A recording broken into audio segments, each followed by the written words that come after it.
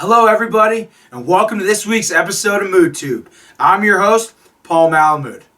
I feel like I repeat myself every week, but what another amazing weekend of games we had in Week 12. We saw one game end in a tie, and another that should have. Peyton Manning's all of a sudden a lesser quarterback because his team doesn't know how to field a punt. Fox showed us one of the most surprising stats ever, that Tony Romo has the best fourth quarter QB rating of all time. I'm sure nobody would have guessed that. And even more surprising is that them showing it didn't jinx him and the Cowboys. The Bucs won their third game in a row, and the Jags beat the Texans. Jimmy Graham dunked the ball so hard after his touchdown on Thursday night that the goalpost went like this. And the Redskins' offense was so bad that Ahmad Brooks said RG3 shouldn't be playing. The Rams continue to win with Kellen Clemens at QB. And if I told you that Alex Smith put up 30 points, I'm sure you'd say right back that the Chiefs must have won. Well, they didn't. The Cardinals beat the Colts by 29 points to make sure that the A in awesome stands for Arizona. And lastly, we come to the Jets. We're in a loss to the Ravens. Geno Smith had a better game as a receiver than he did as a passer. That's just embarrassing. Now, Thanksgiving is a special holiday, a day to sit back and give thanks for all the good things we have going on in our life. That is, of course, before we stuff our faces full. But with 3 NFL games, Thanksgiving is one of the best football days of the year. So here are the 10 NFL-related things that I am thankful for. At number 10, Tony Romo being the starting QB for 3 of my fantasy teams. I picked him late in all 3 drafts, and boy has he performed.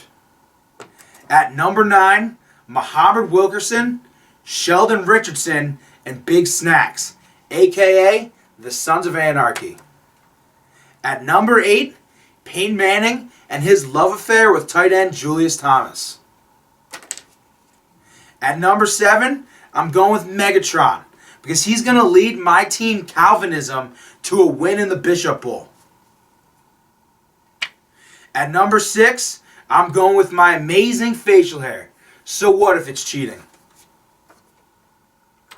At number 5, I'm going with my Jets. And the fact that they're 5-6, have the worst offense, their offense is worse than ever before, and yet still, when the season's over, it's going to be considered a success. At number 4, I'm going with the fact that even with number 5 being true, the Jets still have a decent chance of winning the wild card. At number 3, the amazing race for the 2 NFC wild cards. At number 2, that the Giants are officially not going to start the season off 0-6, then go on to win a Super Bowl at MetLife Stadium. And the number one thing that I'm thankful for this Thanksgiving as a Jets fan is the 2014 NFL Draft Class. Now, to preview some games.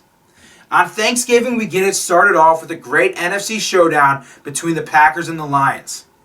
I joked with my dad every year that the Lions were penciled in for a loss on Thanksgiving. Well, this season, not so much. They will have their hands full with the Matt Flynn-led Packers, but I still like them to be everybody to be dancing in Motown. I'm going Lions. In Dallas, the Cowboys should be able to handle the Raiders while they try and fight to keep up with the Eagles in the NFC East race. Then, at night, we'll be treated with the old AFC North rivalry, the Steelers versus the Ravens. Whoever wins this game will have the inside track for the final AFC wildcard spot. And I think it will be the Steelers behind a rejuvenated Big Ben. On Sunday, the Jets are taking on the Dolphins at home in a big AFC East showdown. Both teams need this to stay relevant in the pile of duty that is the AFC wildcard race. If the Jets don't win this game, they can kiss their season goodbye. Luckily, I'll be in attendance going buck wild, so Gang Green has got to pull this one out.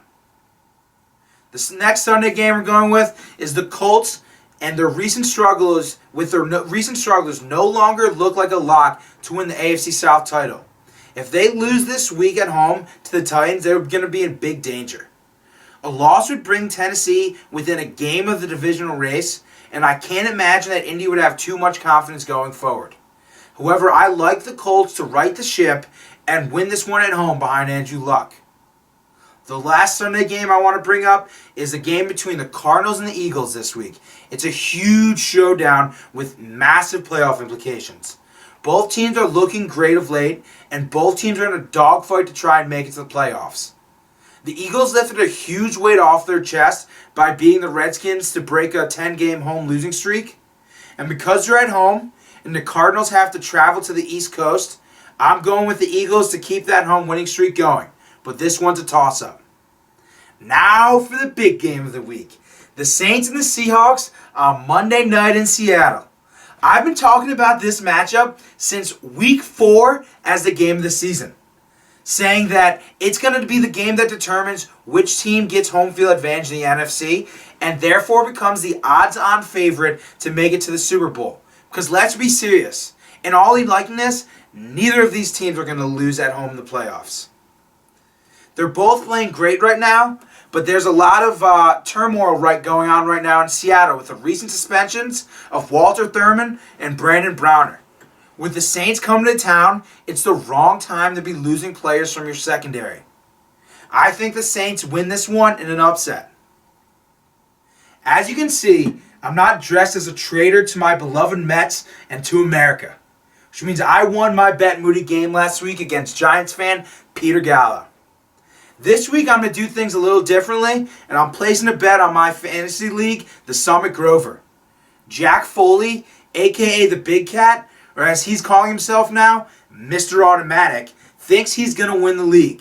But it's just not going to happen. So we're making a future bet that my team, Ronnie Sips Haterade, is going to win the league. But if some ridiculous miracle happens and I don't, then I'm going to have to learn the wobble and perform it while wearing a blonde wig and a dress. That's it for this week's episode. I'd like to thank you all for watching and wish you a very happy Thanksgiving. There's one more thing I'm thankful for, and it's all you viewers.